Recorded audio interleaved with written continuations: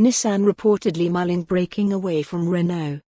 Nissan executives have examined the possibility of breaking away from Renault amid concerns that relations with the longtime French partner have turned dysfunctional after the ouster of former chief Carlos Ghosn.Since last year. According to sources, Nissan has been exploring the pros and cons of sustaining the alliance, particularly when it comes to engineering and technology sharing. Those studies predate Mr Ghosn's escape from Japan and were preliminary, so no decision has been made, it is understood.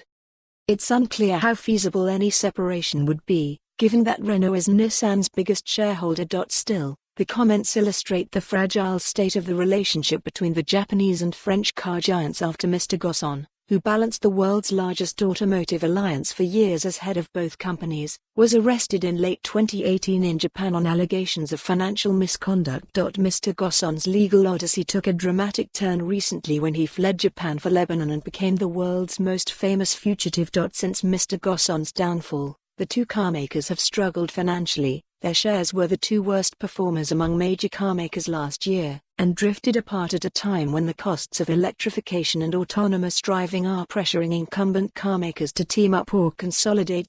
Relations between the two companies are broken and likely beyond the point of repair, Evercore analyst Arndt Ellinghorst said. Nissan didn't immediately respond to a request for comment, as it was a holiday in Japan. Renault declined to comment.